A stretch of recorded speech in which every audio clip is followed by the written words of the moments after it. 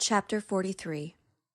Nock held her staff close to her chest as she squeezed through the flowing crowd, searching each face that passed her. There were so many people. They walked shoulder to shoulder, filling the entire bridge, and still more poured out of the city. There must be thousands. Frustrated tears pressed at the corners of Nock's eyes.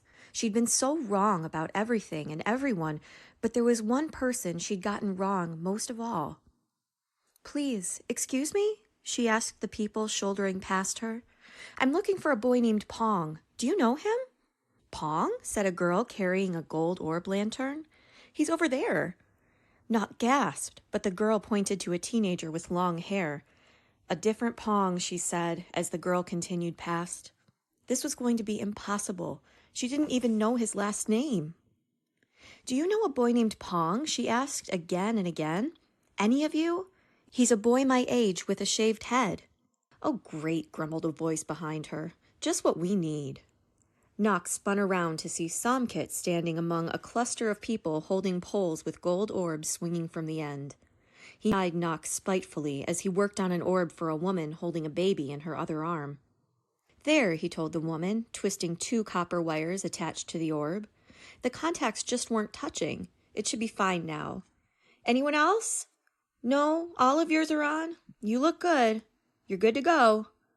The other people marched away from him, but he stayed where he was, glaring at Nock. She watched the orb-carrying marchers with astonishment.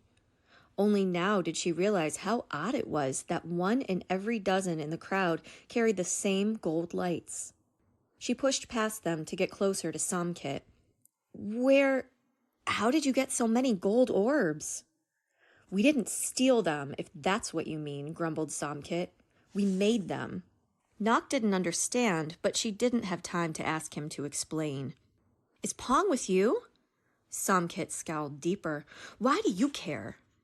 "Please, this is important," she said, putting her hand on Samkit's arm. "I want to help him." Samkit wrinkled his nose as if he were trying to decide whether to believe her. "You can save your good deed," he said finally. "Pong's not here. He left town this afternoon." "He left?" "Yeah. Now will you let go of me?" He yanked his arm away from her. Nock took a half step back. Samkit still glared at her like he hated her guts. "Well, that's good to hear," she said, "because every police officer in the city is on the other side of this bridge, and if they catch him, he'll go to jail for the rest of his life." Anxiousness rippled over Samkit's face. "Why every officer?" "They're planning on arresting everyone who marches tonight," said Nock, keeping her voice low so she didn't cause a panic. "They can't do that," said Samkit. "Look around. Nobody has any weapons. We aren't doing anything wrong. You can tell your daddy to send all those police home. We're here to make a point, not make any trouble." "You don't get it," said Nock. "The governor wanted my father to change the law so he could arrest you all. When my father refused, he fired him and changed the law anyway. The governor plans to put everyone on this bridge in jail tonight." Even as she said the words, Nock looked at the massive throng of people and knew it would be impossible. She also knew how determined the governor was. A shiver of fear ran down her back. What if fighting broke out? What would he do? "Listen, you need to get out of here," she said to Samkit. "I'm worried about what's going to happen. It's not safe for you." He looked down at his orb and then out at the crowd.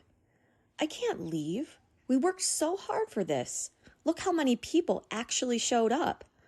Just then, a gust of cool air blew over the bridge from the south. Samkit and Nock both breathed in deeply. The breeze smelled familiar to Nock, sharp and bright like a tangerine. When Samkit turned back to her, the worried look was gone from his face. He took another deep breath and nodded to her. "Look, thanks for the warning, but I'm not leaving. We're going to finish what we planned." He brushed past her and ducked into the crowd heading toward the center of the bridge. "Wait, please!" Nock turned around and wove around the marchers, pushing her way through the gaps in the sea of bodies. A flow of people pushed her up to the midpoint of the bridge, almost to the very front line of marchers. She searched for Samkit, but didn't spot him anywhere.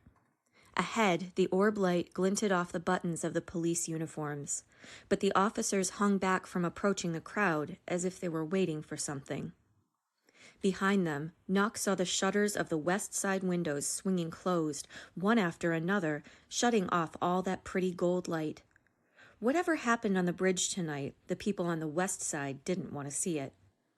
The throng of marchers had kept up a steady hum of conversation. Some had started songs that rippled through the crowd in waves, but now all the singing and talking stopped, replaced with frightened whispers running from the front line toward the back.